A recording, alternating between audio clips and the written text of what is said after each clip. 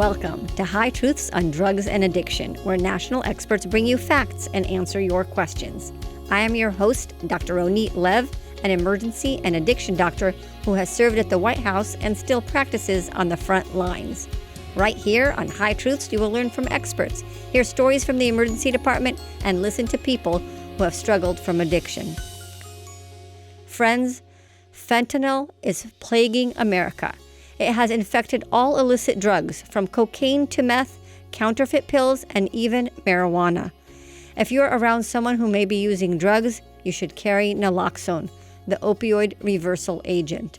Carrying naloxone for drugs is like carrying an EpiPen for allergies. If you need a prescription for naloxone, you should have one, no questions asked.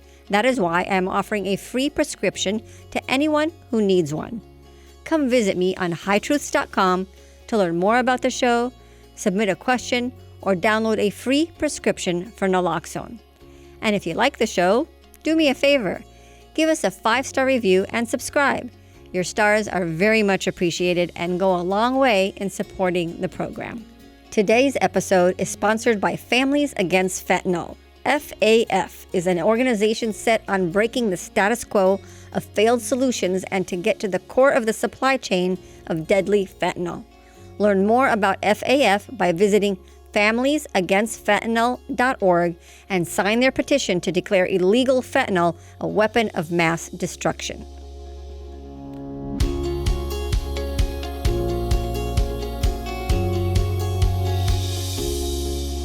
Hello again, High Truth listeners. Get ready for a disastrous conversation. I'm your host, Dr. Ronit Lev.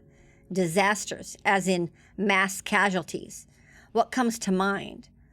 For me, the 9/11 terrorist attack, the deadliest terrorist attack in the history to date, and remains very vivid in the memory of Americans who lived on that day.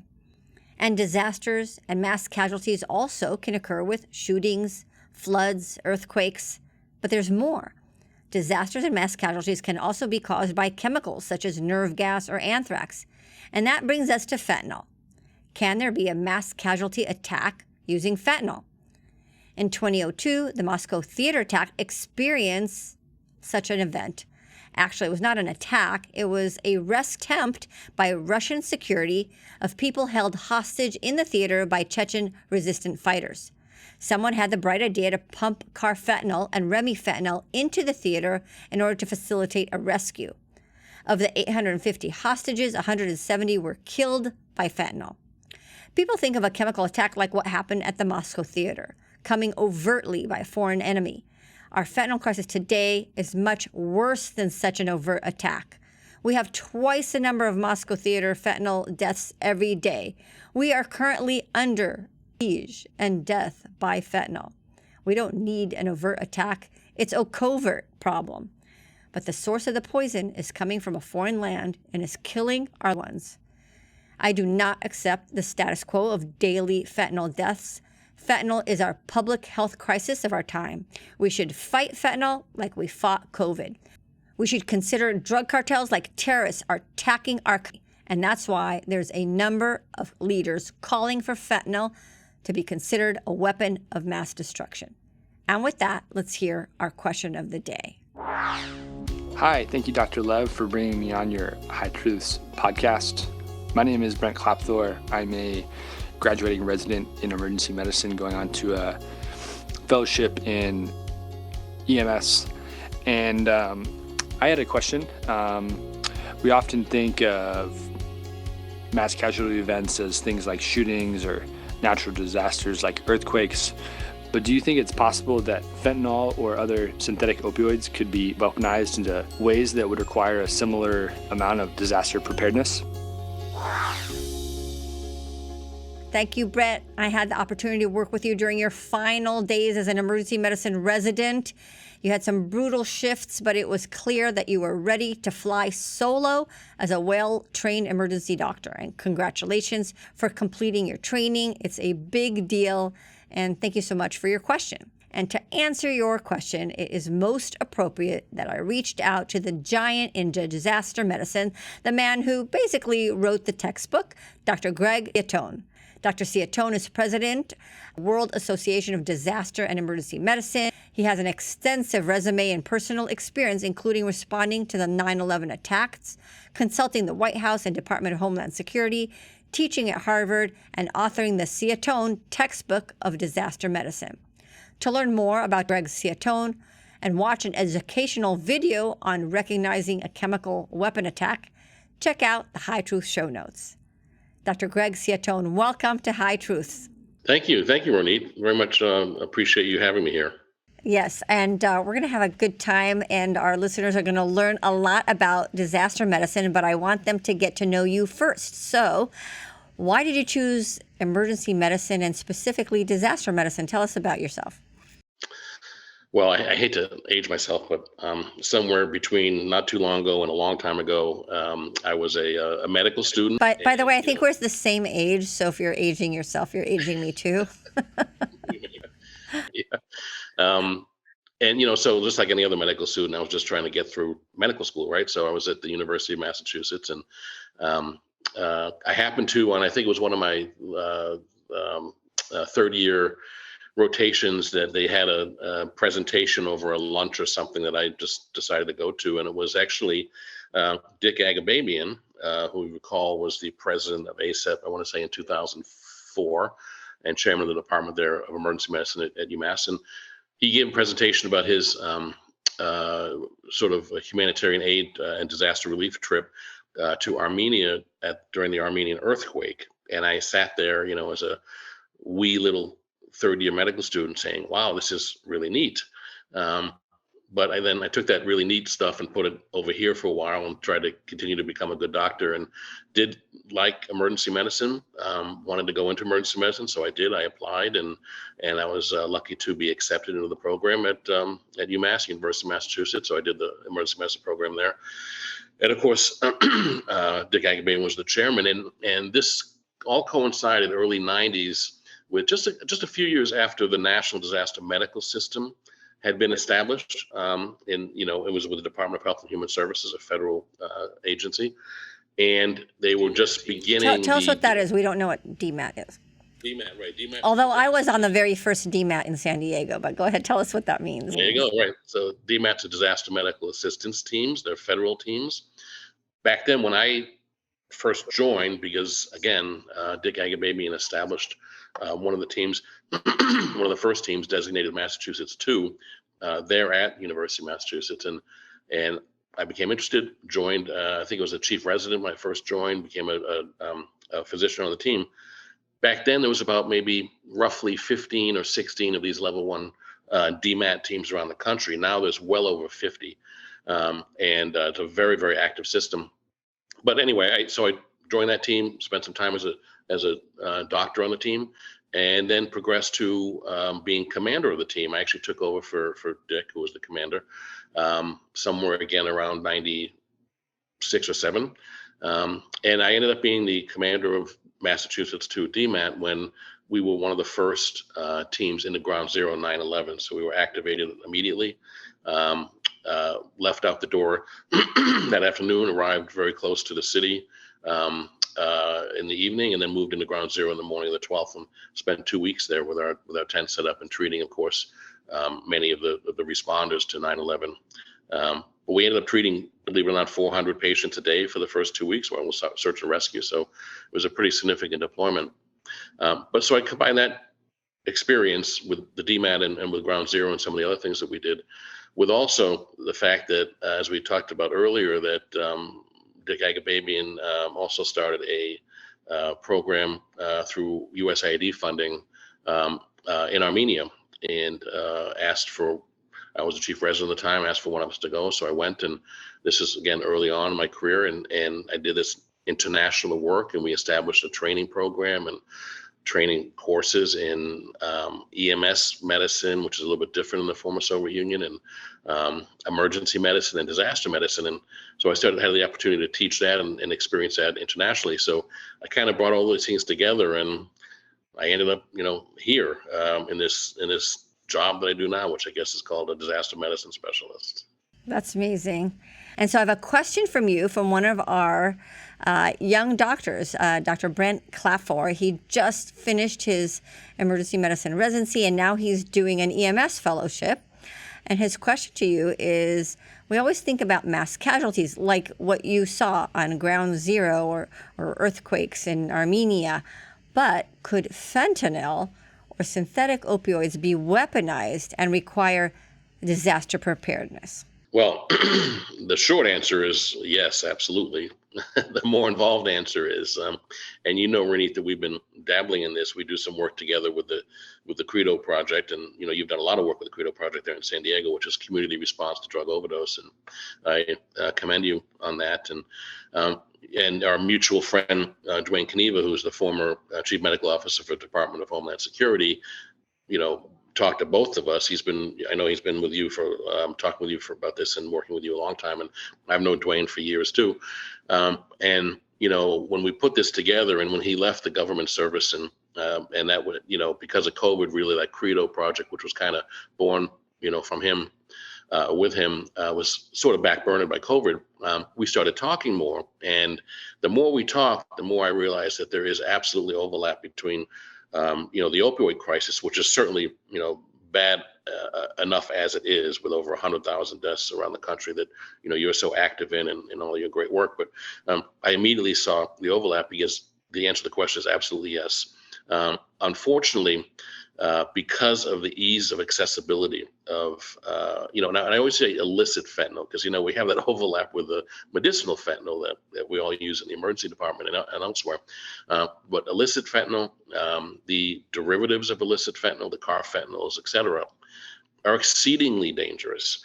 And I immediately grasped the implications of this, and so my area of expertise is disaster medicine. My specific area of expertise is in CBRNE, so chemical, biological, radiological, nuclear, high yield explosives. So I've done a lot of work in that, done some research and publishing in that, and we talk. Of course, when we talk about chemical weapons, the first thing that comes to mind are nerve agents, right? The sarins and the Novichoks, et cetera. But and the asphyxiant cyanides and what have you. But the opioids, I would argue, the illicit fentanyls and its derivatives represent probably the greatest risk by a degree of magnitude over the others. And why do I say that? Well, they're equally dangerous. I mean, I think it's 15 to 20 micrograms of carfentanyl can kill one person.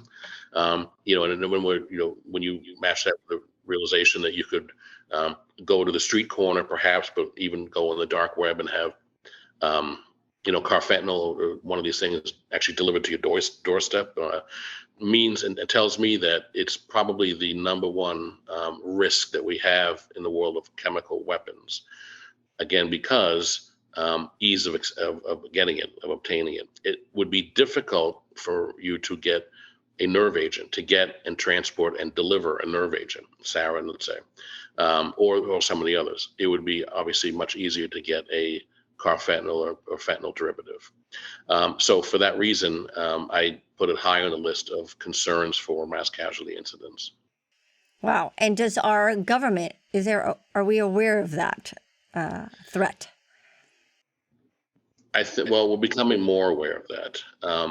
We are, I think, understanding a little bit the idea that opioids, in this case, the illicit fentanyl and derivatives, could be, certainly weapons of mass destruction.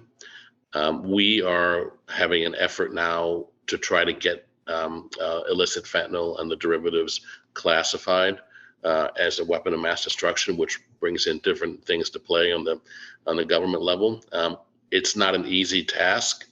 There are arguments against it. How the biggest one, I think, is that how can you, deem something that's used in a medicinal fashion a weapon of mass destruction? And I actually have an answer to that from one of my previous podcast guests, Andrew Weber, former Assistant Secretary for Defense.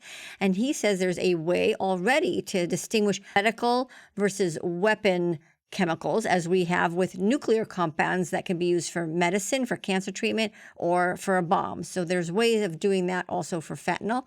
And our listeners can listen to episode number 120 with Andrew Weber if they want to hear more. Yes, no, I agree. We use Botox, right? And Botox, botulinum toxin is pretty darn dangerous. So you talked about saying we want fentanyl to be a weapon of mass destruction. There's a whole movement about that pushed by Families Against Fentanyl, sponsors of this podcast, actually. So, of course, I agree with you. What advice would you give? Because you've given advice to Department of Homeland Security and the White House as far as making the case for fentanyl and that label. How would that make a difference in the disaster preparedness EMS world? Right. Well, again, I can't. I'm not specifically expert in what the designation of WMD then does to the response to this, but in getting it does make us look at it from a different perspective. And I always say that if we talk about any of the chemical weapons, but specifically if you talk about opioids, the best thing to do is to prevent it from happening. Right. So Yes. addressing this at the point where, let's say carfentanil, whatever it might be, is coming into the country, how it's being, dispersed around the country, that sort of thing, the supply chain. If we can change that, then we can better ensure that we're not going to have this as some sort of acute event. And of course, deeming it a WMD will change that dynamic dramatically. We'll pay a lot more attention to it in a different way. It would allow us to do exactly what you just said, which is go upstream to the supply and be preventing it from getting into our country. And just like you said, for prevention. And in order to do that whole of government approach, treat this like as a terror attack, then that would allow that to happen. Right. Absolutely. So, and I think also that, let's put it this way. When I try to talk about this and make my point, I say, if you want to understand this in a very easy way, from my perspective, what I would suggest is when you talk about the opioid crisis, replace opioid or fentanyl or carfentanil with nerve agent, and then you will immediately understand the risk. But the problem is or the issue is that people don't use nerve agents recreationally, right? So. Right. So in order to, and you said we're starting to understand the risk, you've been very active in exposing that risk in a global way, and you made a video that's been published, really amazingly well done.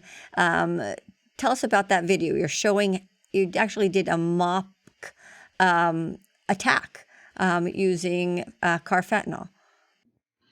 Yes, and actually we've done even more than that. We've done here in the fellowship program, our disaster medicine fellowship program, we've done full-scale exercise on a carfentanil attack. We've also done, some of my faculty, in particular, I think David D. Gregorio was the former director of hazmat for the state of Massachusetts, also modeled out, what this might look like if carfentanil, let's say, were delivered by drone to a mass gathering somewhere.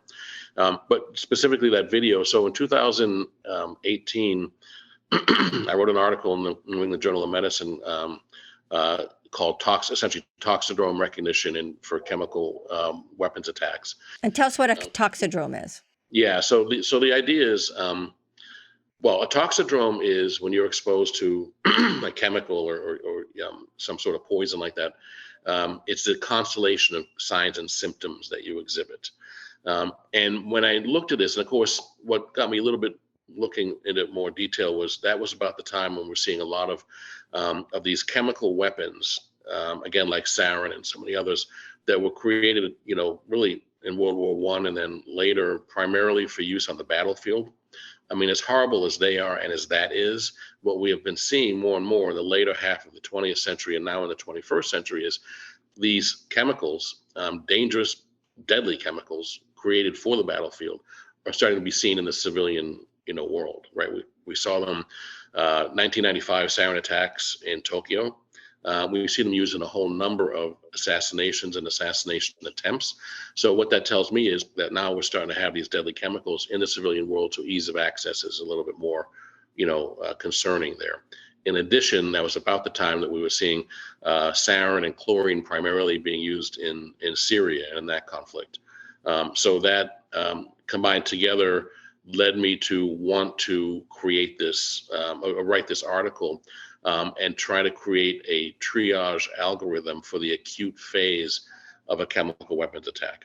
So I did that, and I made the realization that In the acute phase of a chemical weapons attack, first 15, 20 minutes, whatever it might be, you don't need to understand or know what the exact chemical is. You need to know what class it is, because the classes of chemical weapons tend to work, behave the same way, and they also tend to be treated the same way. So I try to design it with that purpose, that can we identify toxidromes that first acute phase portion of a chemical weapons attack, before perhaps you have actual detectors brought on scene that can tell you exactly what chemical it is. Before that, can we, based on toxidrome recognition, figure out what class of agent it is, and then can we therefore treat it? So I created this triage algorithm, and you can see it, it's in the article. And it looks complicated, but it's really not. And the really what I try to do with it, and what I hopefully succeeded in doing, is try to get the person using this algorithm in that acute phase to the first three classes of chemical weapons that require life-saving antidotes, or that have life-saving antidotes, because a lot of the chemical weapons don't. So for every chemical weapon, you essentially provide supportive care. So I don't, whether it's nerve agents, asphyxiants, opioids, vesicants, pulmonary agents, whatever it is, you are going to provide supportive care to all of them. But the first three classes I listed, so nerve agent, asphyxiant, which are the cyanides, and opioids, which are the fentanyls, fentanyl derivatives, et cetera, all three of those have life-saving antidotes that need to be administered as quickly as possible. So the algorithm gets you to those first based on toxidromes. Really, the rest of them I don't care so much about, because you're going to do supportive care anyway. Long-term consequences of some of the others, like the vesicants and the pulmonary agents, et cetera, may differ slightly, but then you'll be on that acute phase. Now you're in a post-acute phase, and you got expertise brought into the play, and you're in a hospital probably, and you're able to deal with that. So I'm looking to get to the first three classes as quickly as possible that require antidotes, and that was the idea of that. So what they did is they took that article then, and 3-4 months ago turned it into this video, and the video does demonstrate. It's a free video. It's on New England Journal of Medicine website. Free. And I'll have a link to it here on the show notes. Oh, great. But what it does is it looks at the application of that triage algorithm based on toxidromes as it would apply to a chemical weapons attack, and specifically a carfentanil attack by drone dispersal onto a mass gathering. And it goes through the whole process of again, the toxidrome recognition, providing the care, setting up the hazmat zones, right? The hot zone, the warm zone, the cold zone, how you would station, decontamination units, et cetera. So it's like a 5 or 6 minute video, and I think it does a pretty good job of showing what kind of response that would look like based on toxidrome recognition. Right. Well, and I think for those of us who are dealing with fentanyl, how scary it is. Like, who would think that someone put fentanyl in a drone and spread it at a concert to attack people? I almost thought, I'm wondering what the reaction is for the videos. Like, wait, we don't want to give bad guys the idea to do this because it's so simple. Renee, I've had that said to me a number of times over the years, because the way I designed the textbook, it's 1,000 pages. It's almost about 200 chapters. The first half of the book is disaster medicine A to Z, which has a lot of emergency management, et cetera, things you might expect in their triage and other things. But the second half of the book are actually specific events, and it's meant to be more of a quick reference. Each chapter is only about 2 or 3 pages, really specific events, like specific chemicals, bioagents, high-rise collapse, all these different things.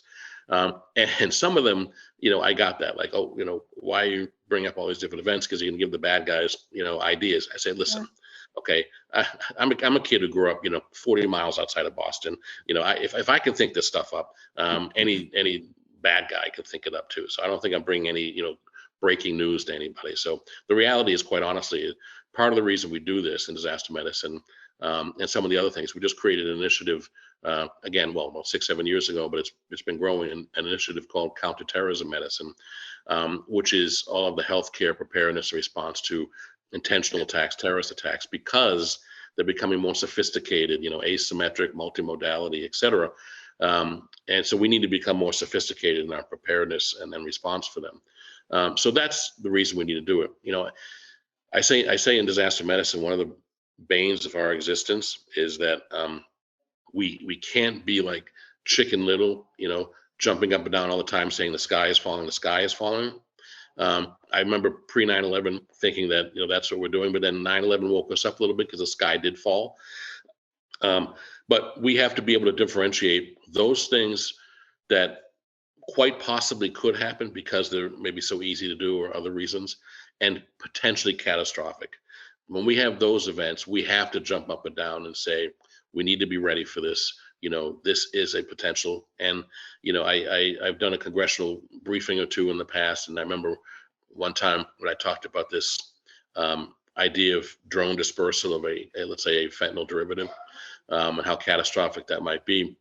I had somebody stand up and say, well, Dr. Ciottone, why has this not happened yet? If it's, so scary and we need to be so worried about it. And I say, well, listen, we're trying here to be, as I like to say, left of boom, because some things are so catastrophic, we have to be left of boom. And I said, I'm quite certain that if August of 2001, I stood in front of the same group and I said, I'm concerned about airplanes flying into buildings, you might say the same thing. So, again, we cannot and should not prepare for every possible thing out there, but we need to do a relative risk analysis, which is based on hazards and vulnerabilities, and pick out those things that really could happen. Maybe we're not so prepared well for them and are potentially catastrophic. Right. Well, I mean, as a good emergency physician, you always have to be thinking ahead, right? You don't want to like have somebody in CPR and think, okay, what do I do now? You train ahead of time. And then when, disaster, bad things happen, you know what to do and things go smoothly. That's like for one individual. In disaster medicine, it's the same thing. What if I have 400 people that you said, or several hundred? Then what do we do? You don't want to be, scrounging and losing supplies and not having a system of where to go. So we actually need to be doing a lot more of that and thinking of these scenarios. And I know that I always think that always makes me nervous. I always think about that. What would I do if, that hit right now? How would I arrange the emergency department? How would I react to that? How would I activate? And you have to, and things change. So you also have to be thinking ahead. But drone attacks, interesting. You said the reaction to Congress was like, why are you bringing us this weird idea? I saw your publication where this has been happening and even happens now, right? I think you said in your article 4 to 36 drone attacks a year and 70% of them successful. Is that right?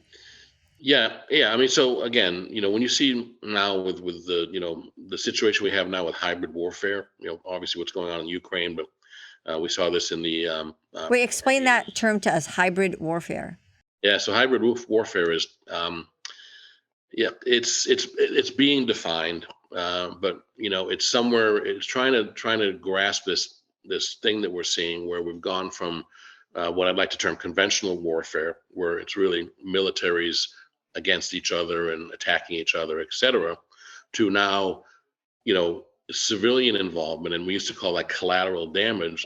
But now it seems, it's not just in Ukraine, it predates Ukraine. We see perhaps attacks on civilians, critical infrastructure, healthcare, as a primary, sort of attack strategy, as opposed to a collateral event. So when we start seeing that, when we start seeing combat and conflict and warfare directed at civilian, whatever it might be, infrastructure, healthcare, other things, we term that hybrid warfare.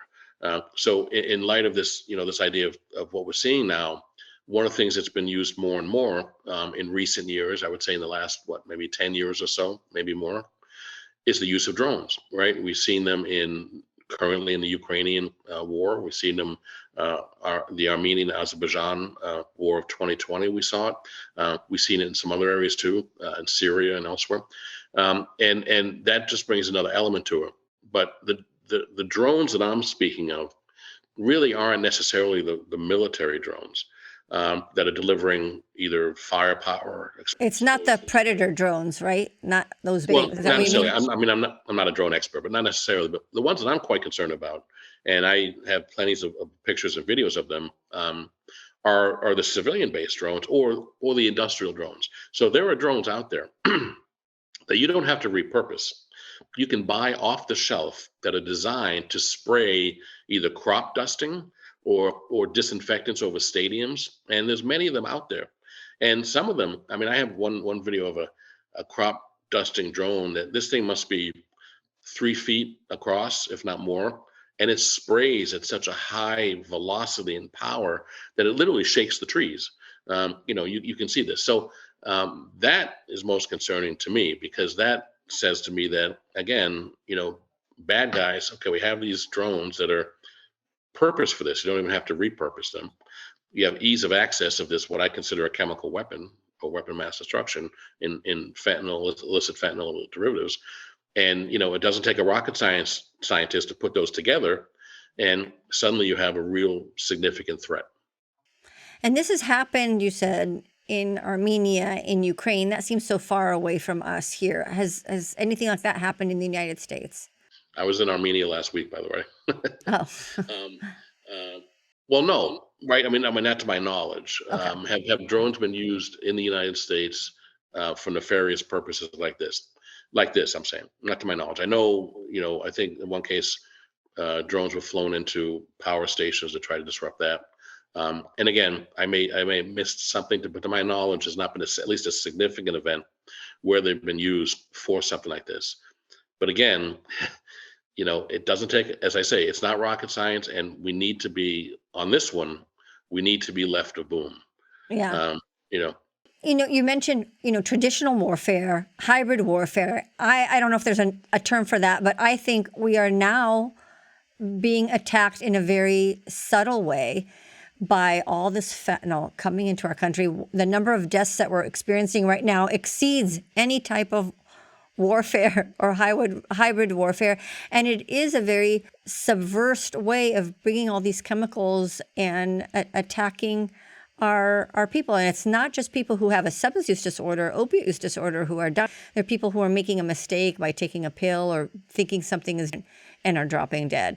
So I feel like we are already under attack and already being used as a weapon of mass destruction against our citizens without a drone. Yeah, I mean, I couldn't agree more. And again, that's to get back to the work that we've been doing sort of together. I mean, you and others have doing this great work around the opioid crisis, and it's dramatic, it's dangerous, it's significant enough in and of itself. I and the people that I work with from this disaster medicine perspective are just bringing another angle to look at it. And it's sort of a sad thing to say that we need to want to bring another angle to look at this potential threat, because it's a crisis in and of itself. But we're putting more light on it, I think, and maybe that will bring it a little bit higher up and on people's radar. But Greg, what you're doing is so important to, from my perspective, because you create that preparedness, supplies, awareness, and will to work on it, not just from an addiction standpoint, but really as a public health standpoint. So are we prepared from what you're aware of? Do we have enough naloxone? Is our EMS prepared, or for more? Should we all be carrying? We all should be carrying naloxone, but should our regular citizens now be carrying naloxone? Well, that's a great question. And again, this gets back to what I was saying about really the best thing to do for this is to prevent it. In the world of disaster medicine, there are not a lot of disasters that we can prevent, but the intentional ones we can, obviously. So I think a lot of attention needs to be put to that, and there is attention put to that. Obviously, we're trying to limit the influx of this into the country and all these other things in law enforcement. But the reason I say that is because I when I stand up and talk about this, I say, I, as a disaster medicine specialist, am here to tell you that if a significant, you name it, again, carfentanil attack were to happen in some mass gathering somewhere, and I was able to ahead of time park a truckload of naloxone outside the stadium or whatever it might be, I will still lose the majority of those patients because the logistics of getting that antidote into them in a mass casualty, mass exposure is so significant. It's such a hurdle that you are still going to have difficulties. So yes, I think maybe the answer lies in, as you know, Narcan just recently became, deemed over the counter. So do we put, sort of supplies and caches of, naloxone next to AEDs? Do we carry them in our pocket? I don't know. That's a it's a pretty dramatic step. Again, this hasn't happened. We're kind of there already. We have like vending machines. We're going to have 12 vending machines around San Diego County with naloxone. And we are encouraging everybody to kind of carry naloxone where they are because of potential, unintentional overdose. Not so much for the terrorist threat that you're mentioning, but I feel like we're already under a terror attack.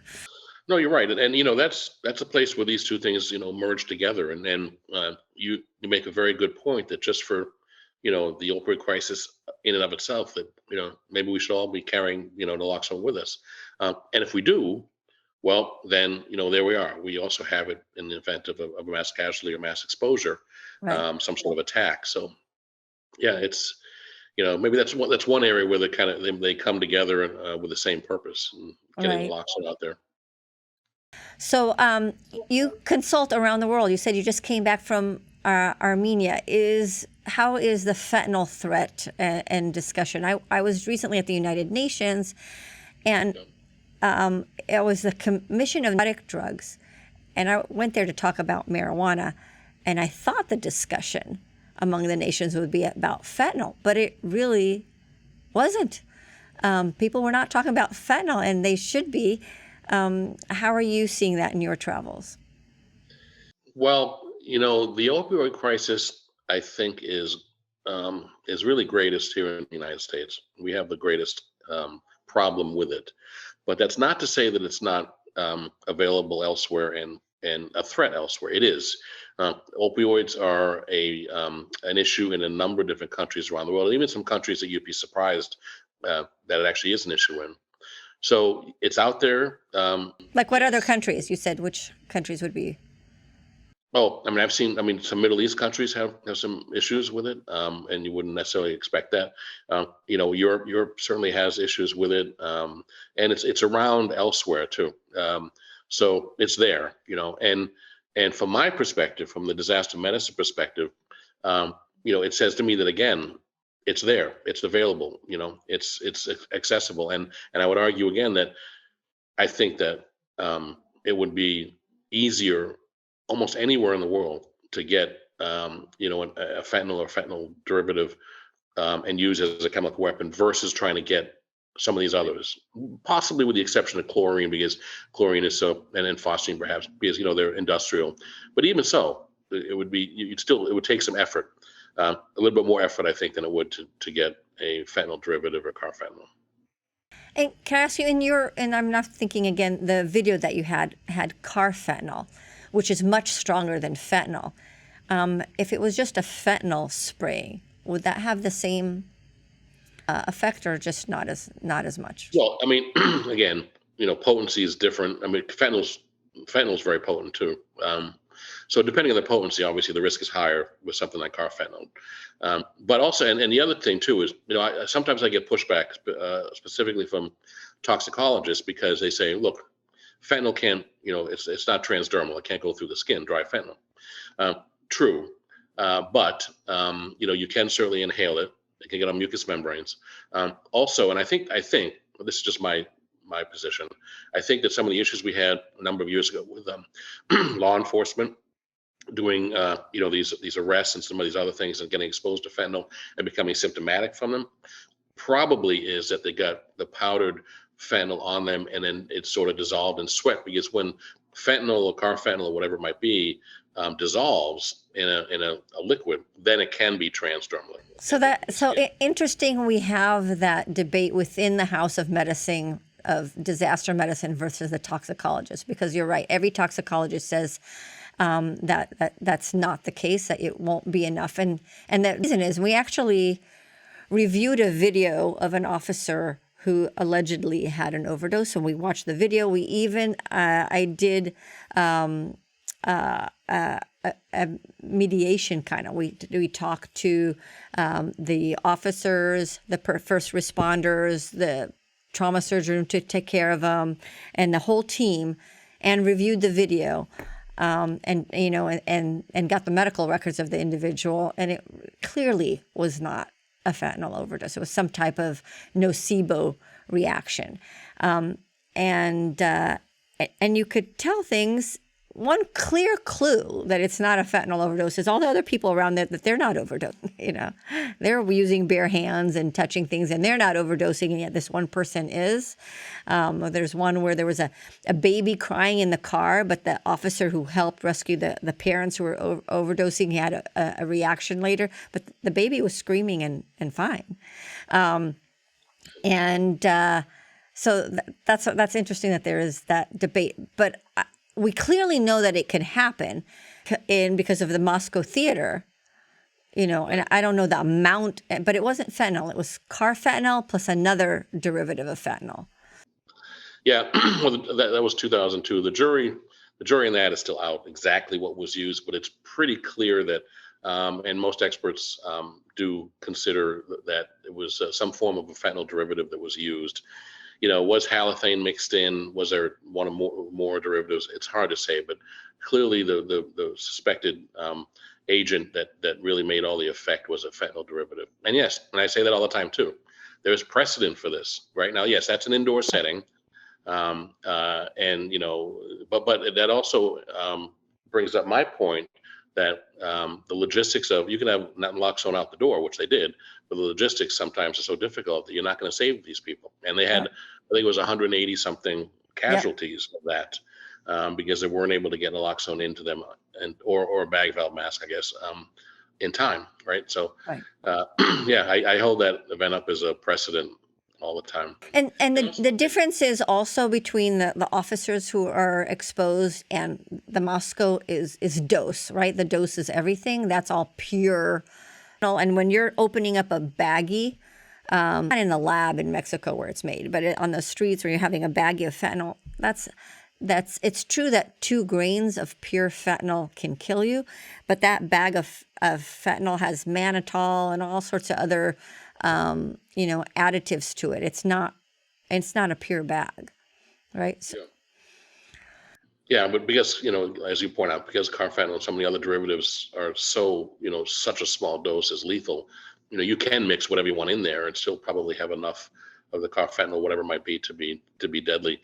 And the other piece too is, I think if a bad guy came up with this idea, I think the bad guy would then be smart enough to probably not do it in a powder form, but do it in some sort of dissolved form. That's why if you see in the New England Journal video, it's a mist that comes out of that drone. It's not powder. I mean, quite honestly, powder would be harder to dispense through a drone. And less drones are primarily purposed for powder dispersal. Most of them are purposed for some sort of liquid dispersal. And we can't. So I think whoever might do this would connect all the dots and say, I'm going to dissolve this in whether it's water or some other liquid, and then dispense it that way. We can't rely on the fact that bad guys are going to be dumb. We have to assume that bad guys are not going to be dumb. Right. We made that mistake in 9/11, right? By underestimating the ability of that threat. Speaking of 9/11, you were there. I'm sure that's an event that will impact your entire life forever. And I actually saw a TED Talk by you on crisis leadership. Can you tell us what crisis leadership is? Because I think it applies, of course, to huge disasters, but it could probably apply to every day of people who have a family member who overdosed, or people who work in prevention or treatment. Yes, absolutely. And that TED Talk, I was asked to do it actually by the State Department. Asked me to go to Tallinn, Estonia. And at the same time, they asked me to do that TED Talk there about my 9/11 experience. But yeah, it's around crisis leadership, and we teach this a lot in the fellowship program, because you know disaster medicine specialists, by definition, when they become operational, it's in a crisis.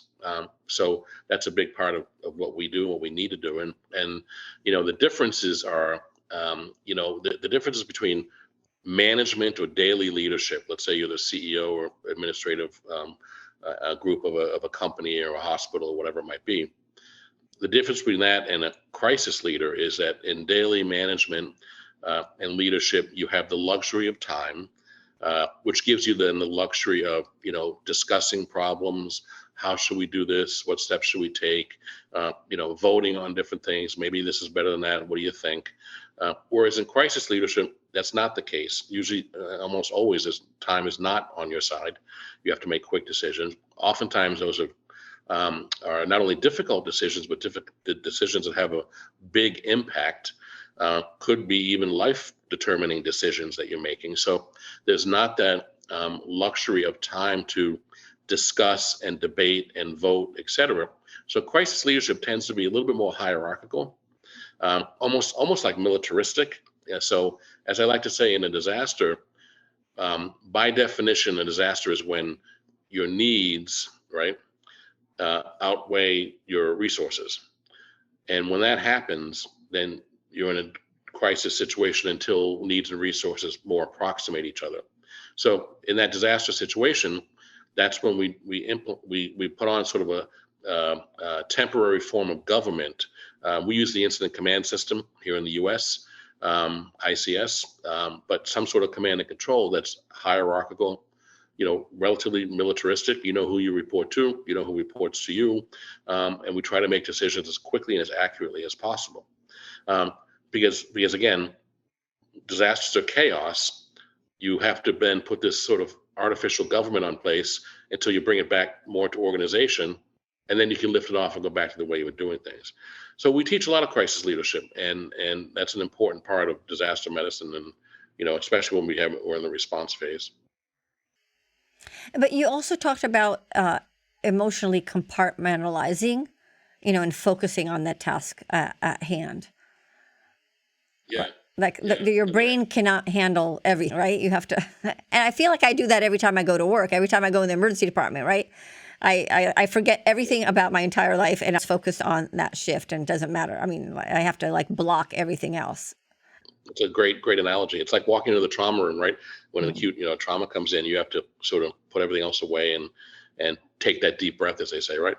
Well, yeah. And again, the analogy I use when I talk about that is I talk about my experience of walking into Ground Zero 9/11 for the first time on the morning of the 12th, and literally being stopped dead in my tracks, as was my team, because of the enormity of this, because of what it looked like and how dangerous and deadly it was, and just there's the vast destruction.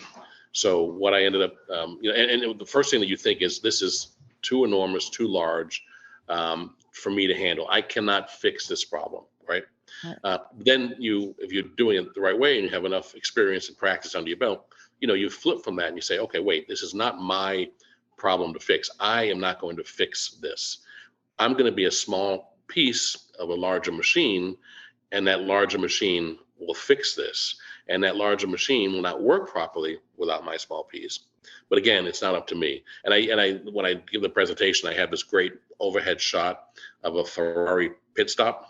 The 30 seconds it takes for that Ferrari to come in, 18 people jumping around doing little things here and there, and off the Ferrari goes, changing tires and fueling and the rest of it. When I say, if you look at each individual person and what that task is they're doing, it's relatively nominal. It's a small task, but it's important, because otherwise, if they don't do that properly, that Ferrari's not getting back on the racetrack, right? So that's kind of the way we try to approach disaster response.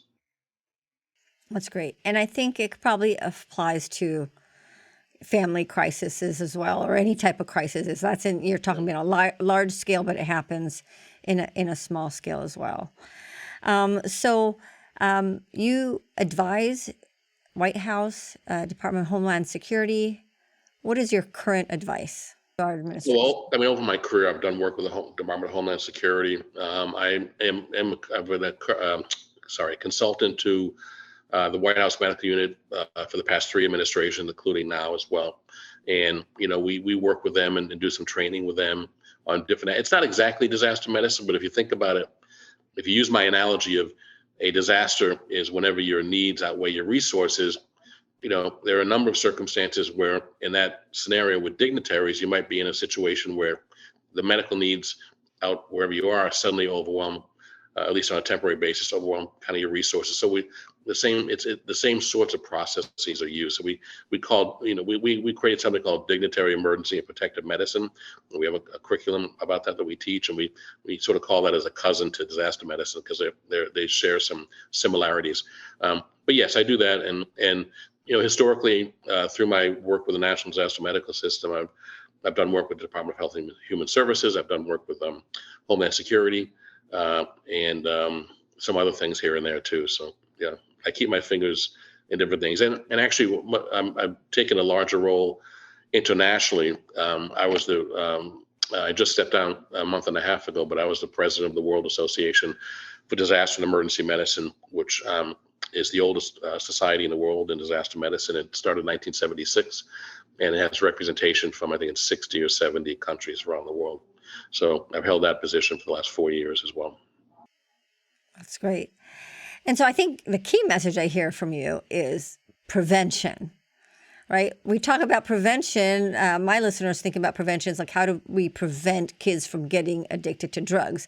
But that prevention piece so applies to supply.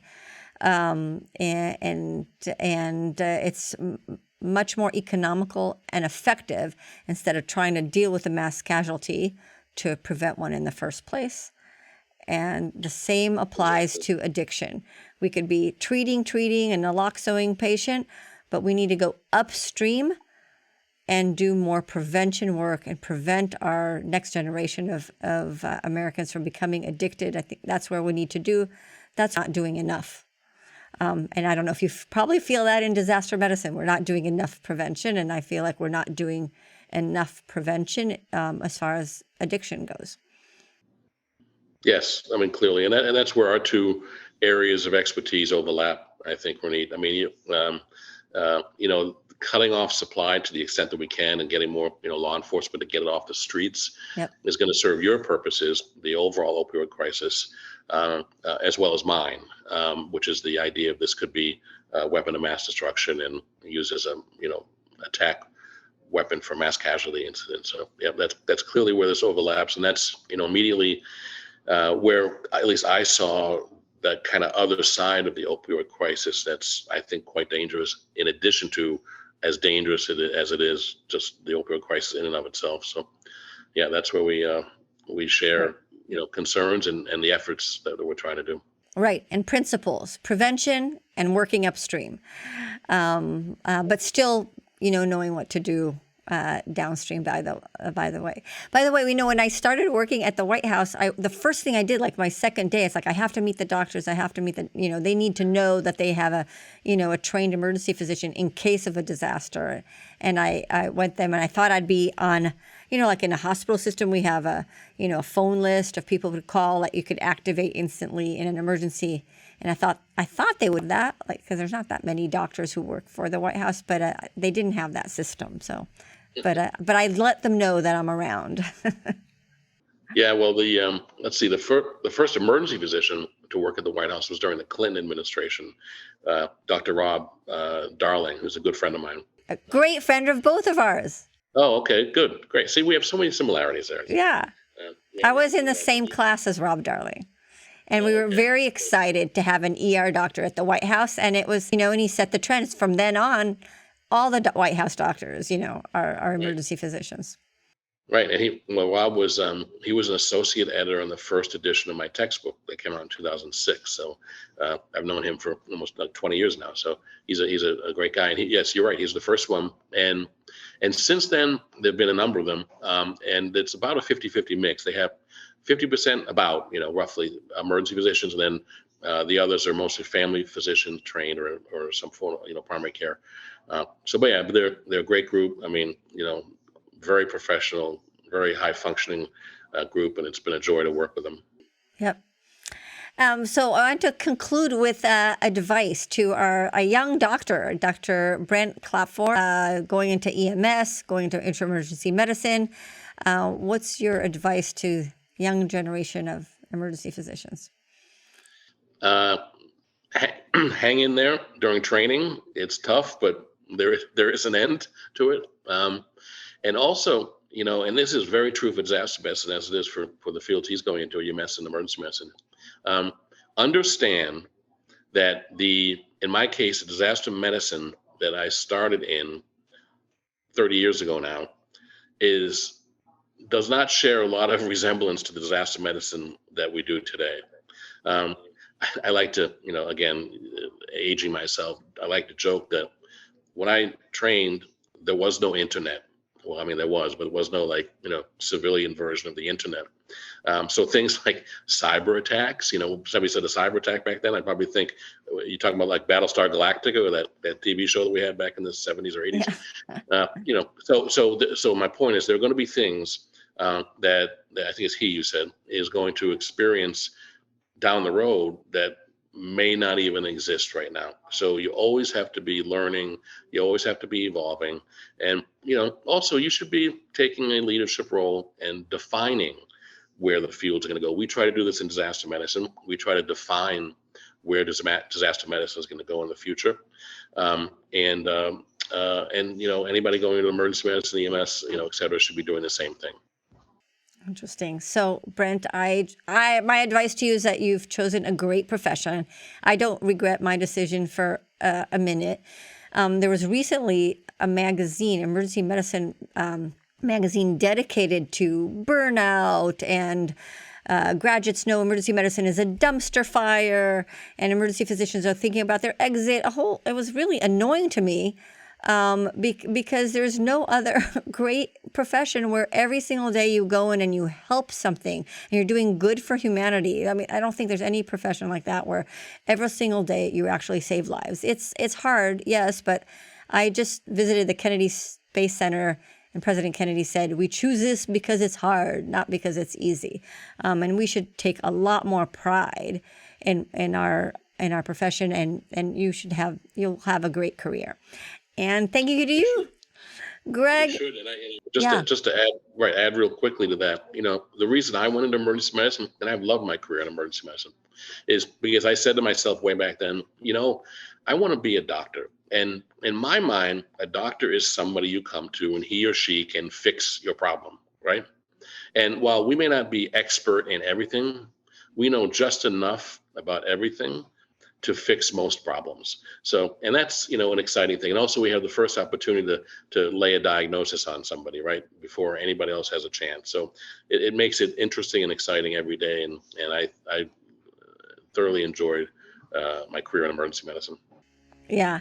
Oh, you know what? To tie it up, we can, end with the memory of Dr. Peter Rosen, both of our friends, the father of emergency medicine, who had great influence on my career and your career. I went to Peter when my daughter decided she wanted to be a doctor and said, she wants to be a doctor. What do I say? And he said that's great. And again, he said it's the best profession ever. I said, but it's long, it's expensive, it's hard. He goes, life is long, whatever. There's no other career. Basically, he said what I said, and was encouraging, and I'm really so honored that I was able to mentor me, but he was able to mentor my daughters, and that was really cool. So here's to you, Peter, up in the sky. May your memory be a blessing. And thank you, Dr. Greg Ciottone, for the work that you're doing in disaster medicine, in preparing us for all sorts of things, including fentanyl, and advising on fentanyl as a weapon of mass destruction in order to get up the supply chain and prevent. So may we never have to experience such disasters, but may we be prepared in case that happens. True. Thank you. And thank you for having me. Thank you for listening to High Truths on Drugs and Addiction, where national experts bring you facts and answer your questions. This week's episode would not be possible without the generous support from our sponsor. A sincere and warm thank you to FAF, Families Against Fentanyl. Visit familiesagainstfentanyl.org and sign the petition to declare illegal fentanyl a weapon of mass destruction. Make drug dealers think twice and 3 times before peddling killer drugs. Our producer is Dave Rivas from Davey Boy Productions. I am your host, Dr. Ronit Lev. We hope we brought your day a little bit more high truths.